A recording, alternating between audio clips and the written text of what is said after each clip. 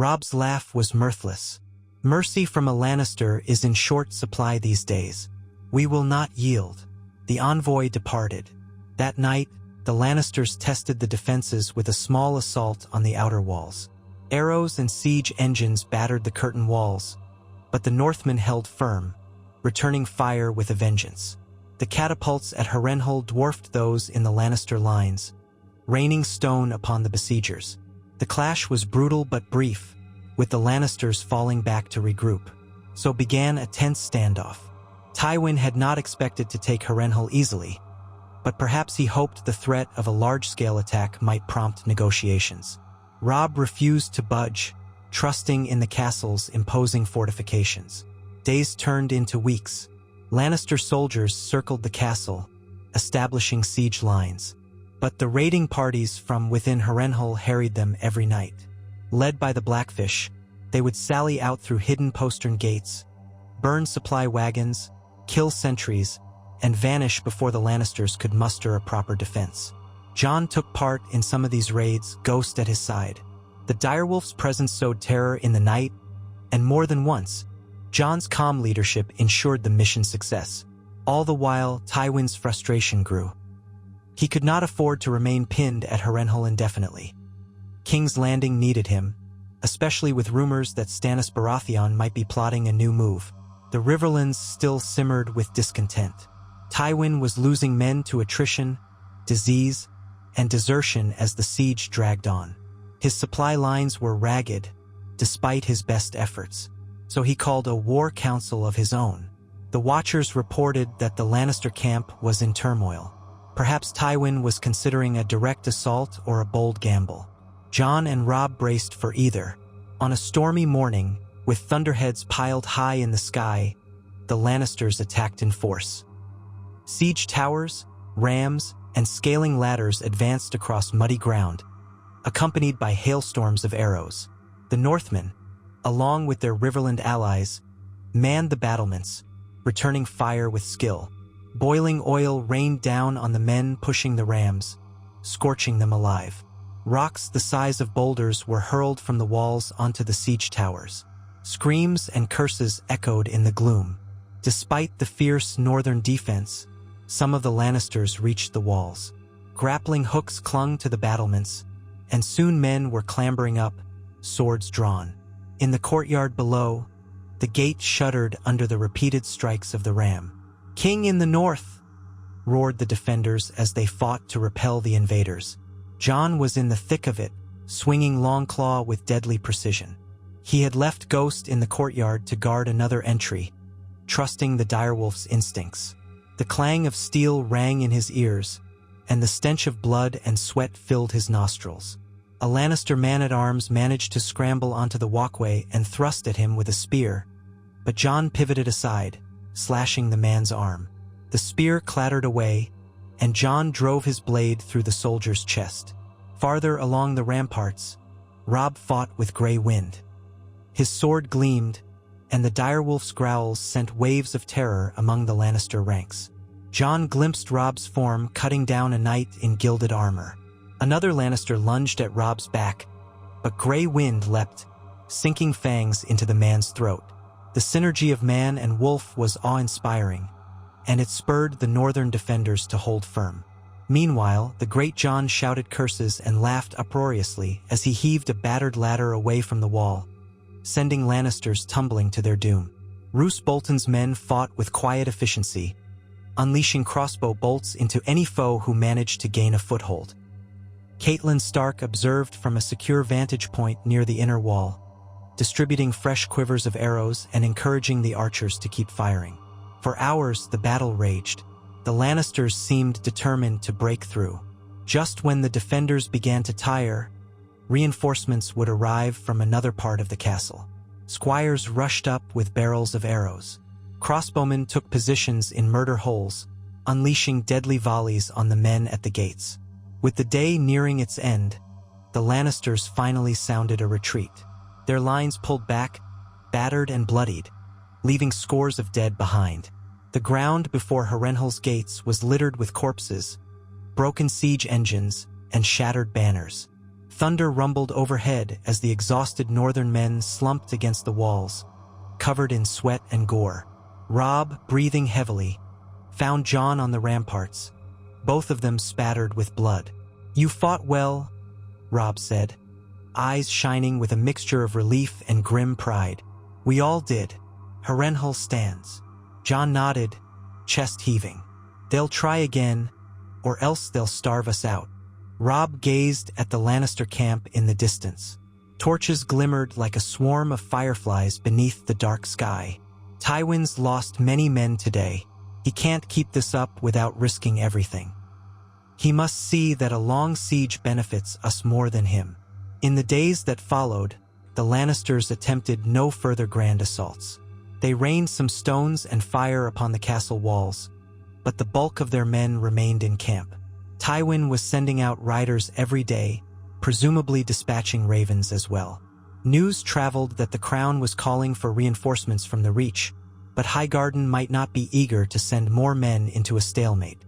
At last, the Watchers saw the Lannister camp stirring en masse. Under cover of darkness, they seemed to be packing up. By dawn, it was confirmed. Tywin Lannister was retreating westward, presumably to regroup or respond to another threat.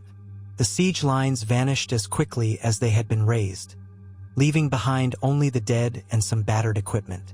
A resounding cheer went up from the walls of Heral. The northern men exulted in their victory. Robb declared a day of rest for the exhausted fighters. Drums were sounded. Banners were raised high. More than a few men hoisted wineskins in toasts to the king in the north. Yet Robb did not allow himself to be carried away by euphoria. He convened a swift war council to discuss the next steps. "We've driven Tywin away," he said, "but he will strike again on his own terms.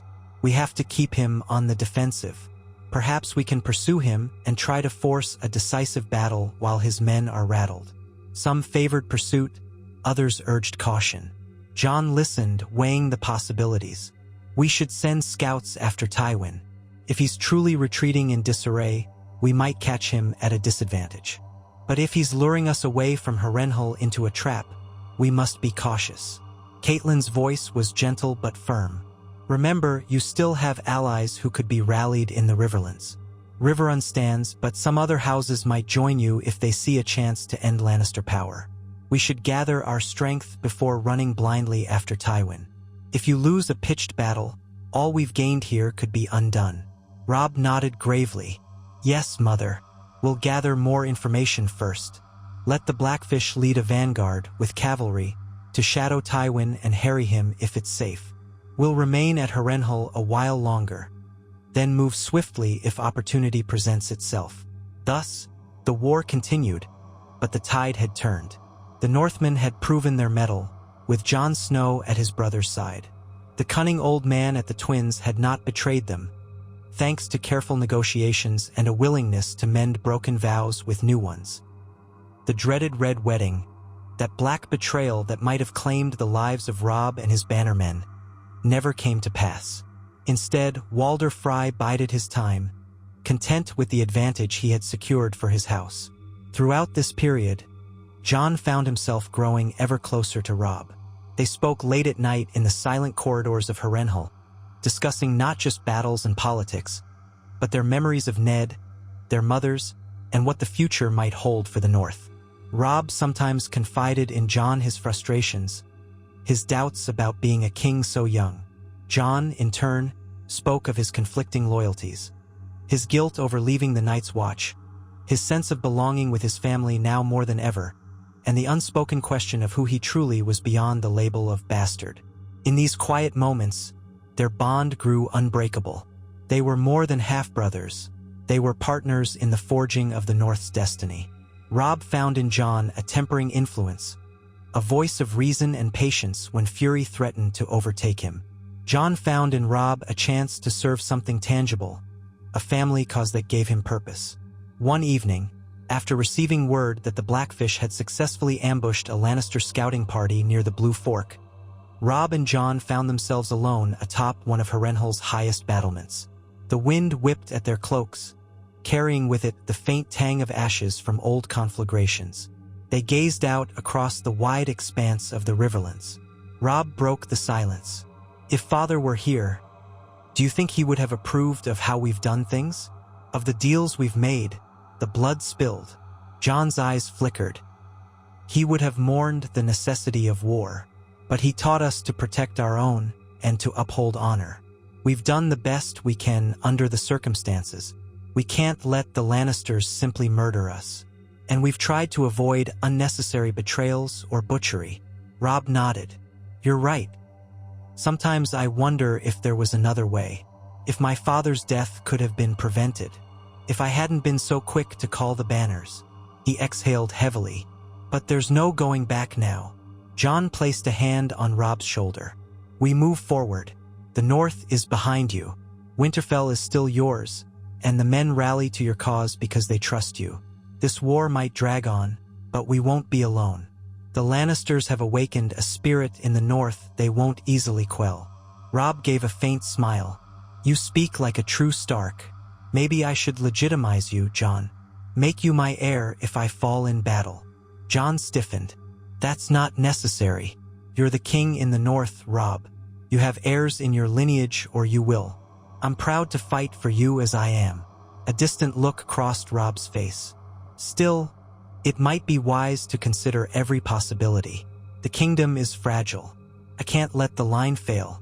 Mother would balk at the idea, but she knows the stakes. Then he shook his head. But let's not speak of that now. We've a war to win first. Days turned into weeks. Harrenhal became a hub of activity. Word came that Tywin's forces had pulled back toward the Westerlands, possibly to defend against raids on Lannister lands. The roads to King's Landing were still guarded, but less heavily. Opportunities for the North to exploit this shift began to appear. Some lords in the Crownlands, fearful of further war, kept their gates shut to everyone. Others began to waver, sensing that the Lannisters might not emerge victorious in the end. Messengers from the Vale, from the Iron Islands, even from Dorne flitted about, though none brought immediate alliances. Peter Baelish, the slippery Lord Paramount of the Trident in name only, was rumored to be weaving intrigues in King's Landing, but no one could say for certain on whose side he stood. The war had become a tangled web, with each house seeking advantage. In the midst of this chaos, Robb decided it was time to push further south. If Tywin was truly retreating to defend his own lands, the roads to King's Landing might be vulnerable. Striking at the capital itself could force a negotiation or even an end to the war if the Lannisters were unable to protect their seat of power. On the other hand, the king in the north could rally more Riverland houses, re-establishing the Tully stronghold at Riverrun as a starting point for the final push. Jon advised caution. We have momentum, but the closer we get to King's Landing, the stronger the Crown's armies become. The city's defenses aren't as formidable as Harrenhal's walls, but they're defended by the Kingsguard, the Gold Cloaks, and possibly more Tyrell reinforcements. Do we have enough men to lay siege to the capital? Robb admitted they did not unless more allies joined them. But perhaps they didn't need to besiege King's Landing outright. Striking at key points in the Crownlands could force the Lannisters to the negotiating table, especially if Tywin had to defend the Westerlands at the same time. So the northern host left Harrenhal at last, leaving behind a sturdy garrison to hold it.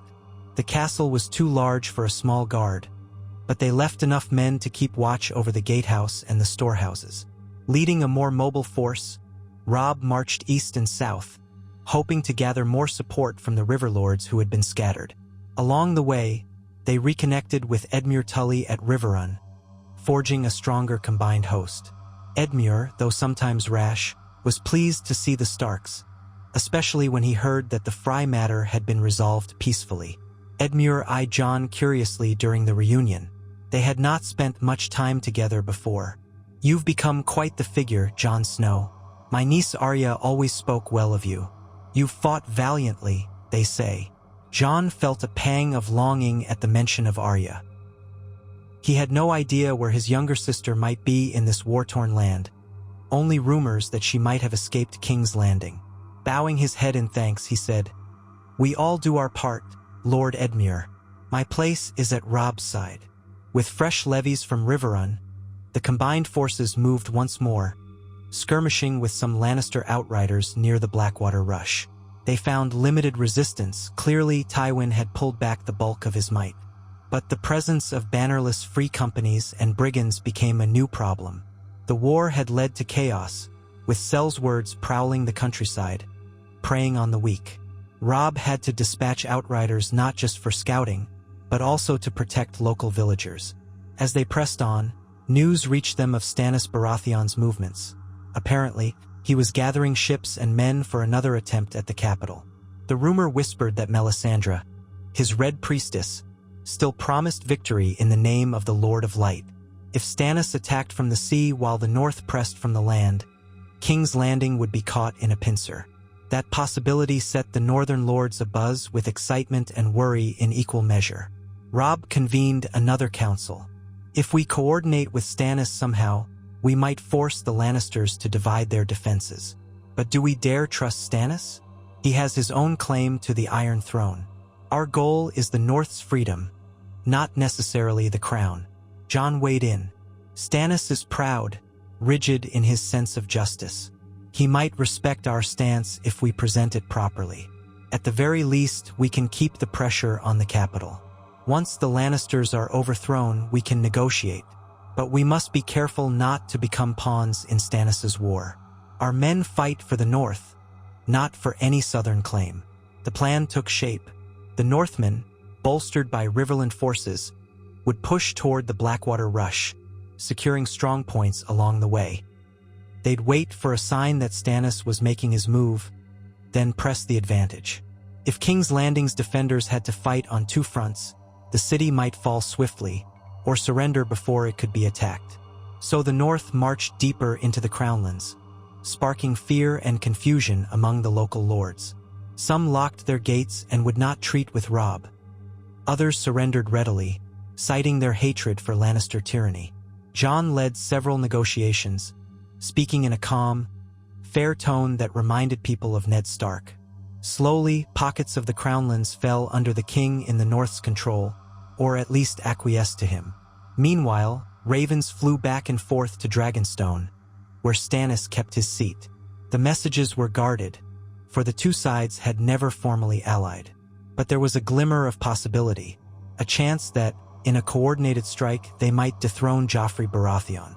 At last, a black-sailed ship arrived on the shores of the Windwater, bearing a messenger from Stannis. The man, clad in plain brown and orange, demanded an audience with King Robb. In the command tent, the messenger delivered Stannis' words bluntly. The Lord of Dragonstone was prepared to strike at King's Landing by sea within the next fortnight. If the North truly wished to see the Lannisters undone, they would press from the land side, dividing the defenders. In return, Stannis offered recognition of northern autonomy, provided that once Stannis wore the crown, Robb would give up claims to the Iron Throne entirely and swear not to press further south. Robb considered the terms, discussing with his advisors. The gist was that the North could be free if Stannis claimed the throne. It seemed too good to be true. Yet, for all Stannis' faults, he was known for his rigid sense of justice. Jon and Catelyn both suspected he might keep his word, and if they missed this chance, who knew if another would come? Thus, after careful deliberation, Robb agreed to a tentative pact. The next weeks were a blur of preparations and maneuvers. Tywin's forces, scattered between the Westerlands and the capital, would likely try to respond once the combined Northern and Baratheon threat became obvious. But if they moved too slowly, King's Landing would be enveloped. Jon rode at the head of the columns, his senses sharpened by the tension in the air. This was it, the culminating push of the war. If they succeeded, Joffrey would lose the throne, the Lannisters would be weakened, and the North might at last grasp its independence. If they failed, thousands more would die. One misty morning, the northern host sighted the walls of King's Landing on the horizon. Banners bearing the direwolf, the Trout of Tully, and the twin towers of Frey, though fewer of those, fluttered in the light breeze. The capital's gates were shut tight, its walls lined with gold cloaks and Lannister men. From the south, Stannis' fleet appeared like a dark swarm, blockading Blackwater Bay. The trap was set, but war seldom goes as planned. Before the final confrontation, a raven from the city delivered a desperate plea. One of Varys's little birds, perhaps, or some discontented court official, had delivered a secret. Tywin Lannister was not in King's Landing. He was riding hard from the west with a fresh force, having stripped Lannisport of men. They would arrive soon. If Robb and Stannis did not act swiftly, they could be trapped between the city walls and Tywin's relief force. Robb made the bold decision to launch an immediate assault, hoping to overwhelm the city's defenses before Tywin's arrival. Stannis' ships began bombarding the harbor with flaming projectiles, even as the northern infantry advanced on the landward gates. The Gold Cloaks tried to mount a defense, but morale was shaky with no experienced commander. Joffrey was said to be trembling inside the Red Keep, screaming for his mother, Queen Regent Cersei, to save him. Jon was in the thick of it, charging alongside Robb and the Great Jon. They battered down a section of the gate battered by northern rams. Freed from the fearsome wildfire that had previously devastated Stannis' fleet in the timeline that once was, the combined armies pressed forward. The City Watch, outnumbered and demoralized, began to surrender in droves. The small folk cowered in their hovels, or else erupted into riots in the chaos. Gray wind bounded ahead, teeth bared, scattering defenders. Robb's voice rang out, "For the North! For Ned Stark!" The cheer was echoed by thousands. With that, the gates gave way, and the northern tide spilled into King's Landing. In the harbor, Stannis' men, bearing the fiery heart of the Lord of Light, stormed ashore. They clashed briefly with pockets of resistance, but soon the Gold Cloaks were retreating. The city was being taken from two sides. The defenders in the Red Keep tried to hold the walls, but it was a losing battle. The clang of steel and the screams of men and women tore through the morning air. Jon forced himself to remain focused, ignoring the horrors unfolding around him. With a detachment of Stark bannermen, he moved methodically through the streets, capturing strategic points to maintain order. The last thing Robb wanted was to let the city descend into utter anarchy and pillage, though in war, such a fate was almost inevitable. Finally, they converged on the Red Keep. Reports came that Cersei Lannister and Joffrey Baratheon were barricaded inside Maegor's Holdfast. The royal guards had refused to yield, though many had deserted already. Stannis' men ringed the outside, waiting for Robb to join them. In a tense standoff, Robb and Stannis hammered out how they would treat the Lannisters if they surrendered. Stannis insisted they face justice, possibly execution for treason and regicide of Ned Stark. Robb demanded a chance to see them stand trial. The negotiations were still in flux when word arrived that Tywin's army was only a day's march away. With time running short, they had no choice but to press the final assault. Battling up the steps, smashing through barricades, the combined Northern and Baratheon forces overran the Red Keep. Cersei was found in the throne room, dressed in black, glaring defiantly. Joffrey cowered behind the Iron Throne, eyes wild with terror. The few Kingsguard who remained fought fiercely, but they were overwhelmed by superior numbers.